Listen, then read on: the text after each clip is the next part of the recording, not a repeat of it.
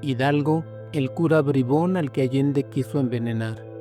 Para la historia oficial, las figuras de Miguel Hidalgo y de Ignacio Allende son inseparables, como si se tratara de dos personajes que, hermanados, lucharon codo a codo por la independencia de México. Pero la realidad de 1810 fue una totalmente distinta. Allende e Hidalgo no eran una dupla armónica, más bien eran representantes de dos mundos irreconciliables. De no haber sido capturados por los realistas, probablemente se habrían convertido en acérrimos enemigos y hubieran buscado eliminarse el uno al otro. Ignacio Allende no buscaba una revolución social, buscaba una especie de insurrección técnica. Como capitán del Regimiento Provincial de Dragones de la Reina, su visión de la independencia era la de un golpe de precisión. Militares criollos tomando el poder para desplazar a los peninsulares, manteniendo el orden y la estructura económica y social. Hidalgo, en cambio, representaba un movimiento caótico pero necesario. Allende sabía que sin el carisma del cura de Dolores, la conspiración de Querétaro sería solo una página más en los archivos de la Inquisición. La insurgencia necesitaba ese especial encanto y prestigio que solo Hidalgo poseía. Sin embargo, desde que se dio aquel mítico grito de Dolores, la relación entre ambos personajes pareció fracturada. Mientras Allende intentaba organizar batallones, Hidalgo, que era un pésimo militar, soltaba las riendas de una multitud que buscaba una justicia inmediata y brutal. Pero esa fractura se convirtió en grieta el 28 de septiembre de 1810, justo frente a las puertas de la Alhóndiga de Granaditas, una enorme bodega de granos. Para Allende, la toma de Guanajuato debía ser una victoria estratégica y militar. Para la turba de Hidalgo, aquello no fue sino una auténtica carnicería. Miles de insurgentes murieron en el asalto a una alhóndiga que solo era defendida por 300 soldados realistas. Los insurgentes lograron quemar la puerta de la Alhóndiga y cuando la resistencia realista sucumbió, lo que siguió no fue una ocupación, sino algo semejante a un exterminio, una matanza indiscriminada. Allende, formado en la ética del honor militar, observó con náuseas cómo los hombres de Hidalgo saqueaban la ciudad y asesinaban a familias enteras que ya se habían rendido. La población de Guanajuato sufrió asaltos y desmanes durante varios días. Los documentos de la época señalan que Allende intentó detener la masacre a sablazos, incluso contra sus propios soldados, pero todo fue inútil. Hidalgo, por su parte, se mostró impasible. Ante las quejas de Allende por la falta de disciplina y los excesos, el cura hizo oídos sordos, pues sabía que sin la esperanza de un botín, difícilmente tendrían seguidores. Allende comprendió en ese momento que no estaba liderando un ejército, sino cabalgando sobre un tigre que Hidalgo se negaba a domesticar. La crueldad que las huestes de Hidalgo tuvieron contra muchos españoles solo puede compararse con la que sus ancestros emplearon contra los indígenas al conquistar estas tierras. La matanza de españoles generó una gran animadversión hacia los insurgentes. Muchos de los que les habían apoyado estaban horrorizados. Los excesos fueron cotidianos. Por ejemplo, Hidalgo tomó Guadalajara de manera pacífica. Incluso se dice que se le dio una calurosa bienvenida como muestra de apoyo a la insurrección. Lo que en realidad sucedió es que las autoridades civiles y eclesiásticas, así como las familias que integraban la élite, lo recibieron de esta forma para halagarlo y evitar la matanza de españoles que había ordenado Hidalgo en Guanajuato y Valladolid. En cualquier caso, se habían rendido sin luchar e Hidalgo había prometido respetarlos, pero cada noche decenas de peninsulares eran llevados a un campo cercano a Guadalajara, donde bajo el mando de Agustín Marroquín, un bandolero ascendido a capitán por el generalísimo, eran pasados por las armas. En la batalla del Monte de las Cruces, el 30 de octubre de 1810, alrededor de 80,000 insurgentes obligaron al repliegue de un contingente realista de 5,000 soldados, pero los rebeldes sufrieron decenas de miles de bajas entre muertos, heridos y desertores. Tras la victoria en el Monte de las Cruces, la tensión entre Allende e Hidalgo llegó a su clímax. Allende, que había sido el artífice de dicha victoria, veía el camino despejado hacia la Ciudad de México. Era el momento de tomar la capital del virreinato. Pero Hidalgo, en una decisión que los historiadores aún debaten, temiendo quizás otra masacre como la de Guanajuato, por falta de municiones o por su evidente falta de talento militar, ordenó la retirada hasta San Jerónimo Aculco y, como es sabido, esta vacilación costó una década de sangrientas luchas. Por supuesto, para Allende esto no fue prudencia, sino un acto de traición o cobardía. En sus cartas y posteriores declaraciones en Chihuahua, el capitán no ocultó su desprecio. Empezó a referirse a Hidalgo como el cura bribón. La admiración que originalmente había tenido por el cura se había transformado en un desprecio profundo.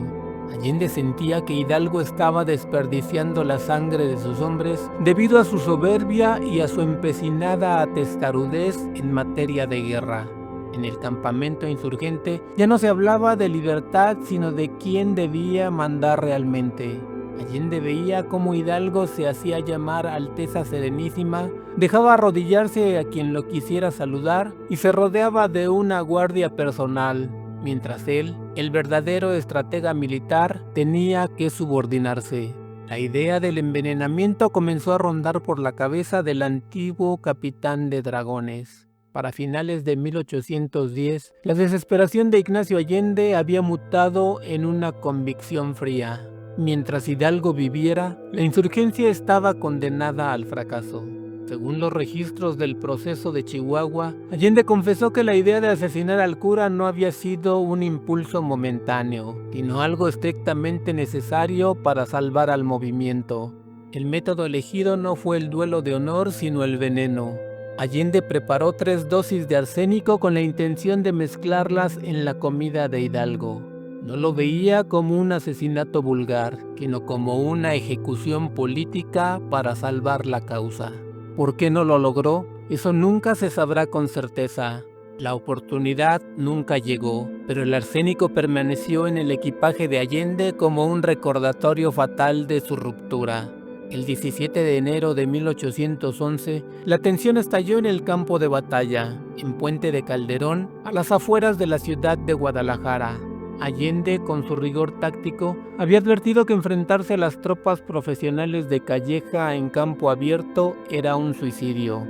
Hidalgo, confiado en su superioridad numérica, más de 80,000 rebeldes contra 6,000 realistas, y en el favor divino, impuso su voluntad.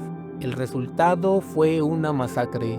La explosión de un carretón de municiones insurgentes sembró el pánico y lo que Allende temía ocurrió. La muchedumbre de Hidalgo se desbandó en un caos sangriento. Mientras huían hacia el norte, Allende ya no pudo contener su furia.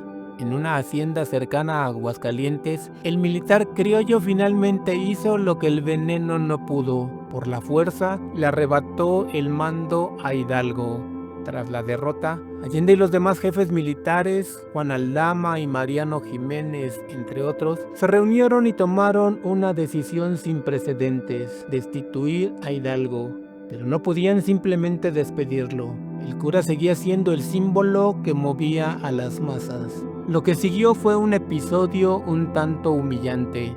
Hidalgo fue despojado de toda autoridad militar y política, pero obligado a seguir con el ejército. Se convirtió en una especie de prisionero de lujo de sus propios aliados. Allende le ordenó guardar silencio y caminar entre la tropa solo como una figura decorativa. El hombre que había iniciado el grito de libertad ahora no podía ni decidir su propia ruta de escape. Durante el trayecto hacia Monclova, con destino final hacia los Estados Unidos para conseguir apoyos económicos y armas, la convivencia debió ser un infierno de silencios y reproches. Allende, el militar herido en su orgullo profesional, e Hidalgo, el líder místico caído en desgracia, compartían el polvo del camino, pero de seguro no se dirigían la palabra. Allende ya no necesitaba el arsénico, ahora tenía al cura bajo su bota militar, aunque ambos caminaban directo hacia una trampa mayor, la traición de Elizondo en Acatita de Baján. El 21 de marzo de 1811, el destino les tendió una emboscada que no distinguía entre rangos ni rencores. Ignacio Elizondo, un coronel que fingía lealtad a la insurgencia, los atrajo a una zona desértica en Coahuila conocida como las Norias de Baján. Allende, siempre el militar alerta, fue el primero en sospechar, pero ya era tarde. Cuando los realistas rodearon su carruaje, el capitán no se entregó sin pelear. Sacó su pistola y disparó, pero en el intercambio su hijo Indalecio murió en sus brazos. Fue el golpe final a su espíritu. Hidalgo, que iba a caballo detrás de los coches, rodeado de una pequeña escolta, también fue sorprendido y capturado. En ese momento, la dosis de arsénico que Allende cargaba en su equipaje pasó a manos de sus captores como una prueba fehaciente de la fractura interna del movimiento. El traslado de Coahuila a Chihuahua fue un calvario de más de 30 días. Encadenados, bajo un sol abrasador y con la humillación de la derrota a cuestas, Allende e Hidalgo se vieron obligados a compartir la ruta del desierto. Paradójicamente, la cercanía física fue absoluta, pero la distancia emocional enorme. Los testimonios de los custodios realistas describen a un Allende amargado y colérico, que no dejaba de culpar a la ineptitud del cura por la pérdida de su hijo y el fracaso de la campaña.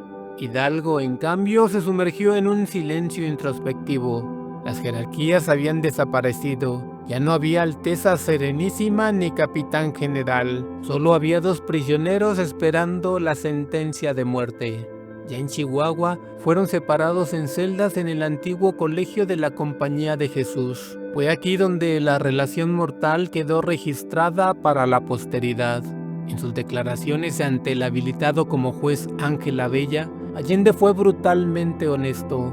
No intentó proteger la imagen de Hidalgo, al contrario, detalló cómo el cura había permitido el desorden absoluto y confesó su intención de quitarle la vida con veneno para frenar la destrucción de las provincias. Allende no se veía a sí mismo como un traidor a la patria, sino como un militar que intentó extirpar un cáncer que estaba pudriendo la causa criolla.